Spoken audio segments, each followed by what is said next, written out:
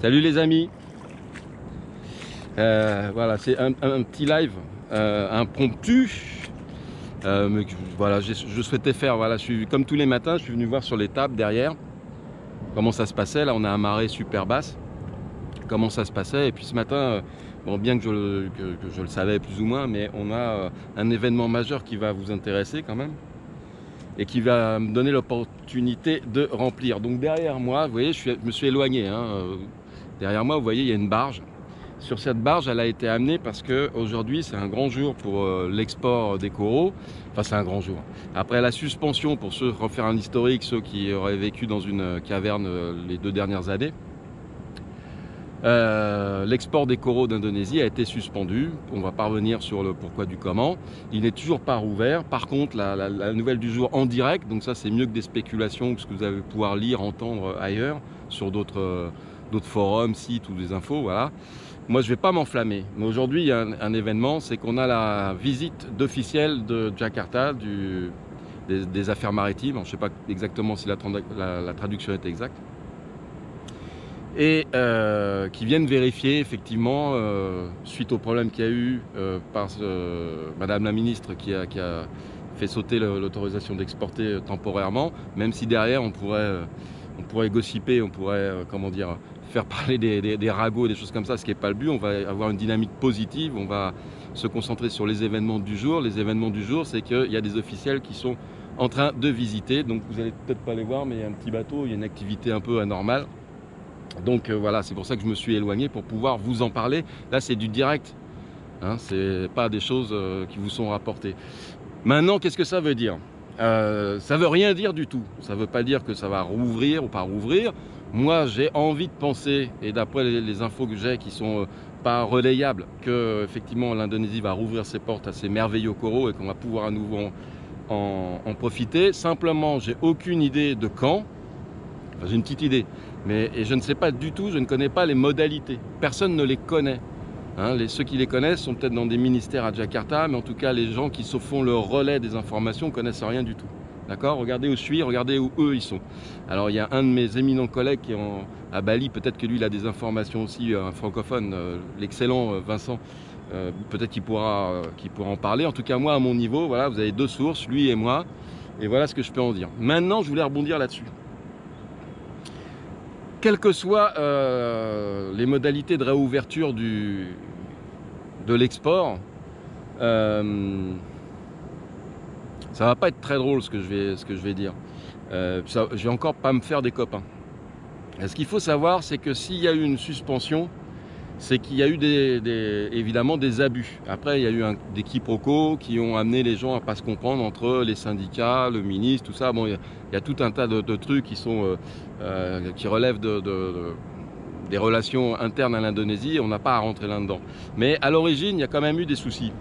Et des soucis qui ne sont pas nécessairement liés à l'import en Europe, qui peuvent être des gens qui sont peu scrupuleux et qui ont pratiqué l'export de coraux de façon plus ou moins légale, enfin voilà. Donc, on ne va pas parler des choses négatives.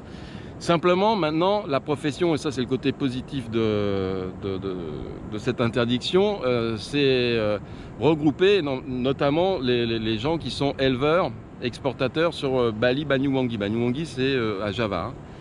Et c'est évident que les modalités de réouverture et ce qu'on va pouvoir obtenir, ça va énormément changer. Et c'est très bien.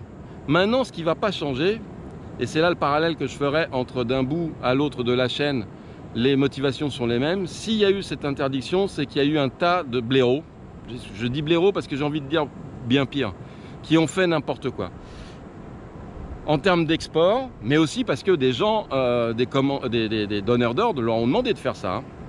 Alors vous allez avoir un tas de petites oies blanches, là, des petites chatounettes là, qui vont se dire « Ah ouais, c'est injuste, moi je comprends, voilà, il faut se responsabiliser, vous comprenez, aquariophile, détaillant, on a fait n'importe quoi, on s'est fait taper sur les doigts, gna gna gna gna gna ».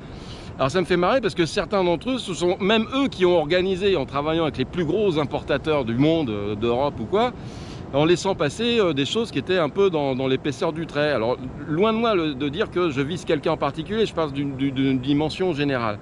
Là, le coup qui a été porté aux populations locales, aux exportateurs, aux éleveurs ou autres, c'est quand même très chaud, quoi. Donc ça a remis les pendules à l'heure. Maintenant, ce qui va pas remettre la pendule à l'heure, c'est cette motivation, c'est ce besoin que tout le monde a de toujours être dans l'épaisseur du trait et de trafiquer. Si ça devait arriver à nouveau, je vous laisse imaginer que ça soit en Indonésie ou ailleurs, ça serait pas cool, quoi. Ce serait un arrêt direct de notre profession. Et c'est normal, hein. Maintenant, ce qu'il faut savoir, c'est pourquoi les gens trafiquent. Et là, on a notre responsabilité. Donc, je ne vous mets pas en accusation, vous qui allez voir la vidéo, je parle en général, d'accord? Les gens trafiquent parce que ce marché de l'aquariophilie marine, ce n'est qu'une histoire de prix. Tout le monde recherche des prix, les prix les moins chers. Personne n'est capable d'accepter que tout le monde doit gagner sa vie. Voilà l'histoire. Donc il y a des gens, quand vous devez acheter des CITES, ils vous les envoient sans CITES parce qu'ils vous font des prix, bande d'importateurs de... Bref, ça m'agace. Voilà pourquoi on en arrive là. C'est-à-dire que si vous respectez les clous, vous êtes victime de ceux qui ne le font pas. Et ça risque de recommencer si personne ne change de mentalité. Alors voilà, je sais que je vais me prendre encore des commentaires. Hein, t'es méchant, t'es vieux, t'es con, t'es aigri. Oui, c'est vrai, je suis tout ça. Moi, je vis depuis 30 ans de l'aquariophilie, même plus que ça. Et j'ai démarré comme pêcheur, d'accord? Combien d'entre vous l'ont fait? Personne. Il faut acheter les animaux au juste prix. Il y a du fret, il y a des gens qui travaillent, il y a des gens qui préparent les commandes, il y a des gens qui vous conseillent. Et si on a assisté, je parle au passé, à ces comportements complètement nazes, c'est parce que tout le monde veut des prix de merde qui permettent à personne de vivre. Voilà, c'est ça l'histoire. Alors que c'est une passion merveilleuse qui est un surplus, hein, on ne vend pas de l'alimentaire. Mais non, il faut renier sur tout. Et quand on demande à des exportateurs qui ont aussi besoin de thunes, eh ben, il suffit qu'il n'y en ait qu'un qui cède, qui donne du discount et qui soit dans l'épaisseur du trait ou qui fasse des choses illégales. Les autres sont obligés plus ou moins de suivre ou d'être plus élastiques pour pouvoir survivre. Et qui sont les donneurs d'ordre? Les gros importateurs ou les petits, peu importe. Ça me fait tousser. Et pourquoi eux demandent des prix? Soit pour s'en foutre plus plein les fouilles, soit pour concurrencer une concurrence déloyale au niveau européen, au niveau des particuliers, soit pour satisfaire les besoins d'Internet où vous n'achetez que des prix. C'est ça l'histoire. Voilà pourquoi on est dans la merde. Voilà pourquoi. Donc maintenant, bilan de la suspension de l'Indonésie, on est tous obligés d'acheter de la merde en Australie, hein, au prix de l'or, de la merde en Australie, au prix de l'or. Même si c'est beau, mais c'est de la merde par rapport à ce que vous avez ici en Indonésie. Hein, et à des prix délirants parce que l'Indonésie a été suspendue. Voilà l'histoire. Voilà. On est responsable. Je me mets là-dedans. Nous sommes responsables de la dynamique. C'est insupportable de voir ça. L'aquariophilie, eau douce, eau de mer, rien n'est payé au juste prix. Donc, moi j'envoie un petit message à mes confrères, hein, notamment ceux qui jouent sur la guerre des prix, qui ont déjà ruiné le marché du matos, qui ne nous permettent plus de gagner un copec. D'accord? Continuez comme ça.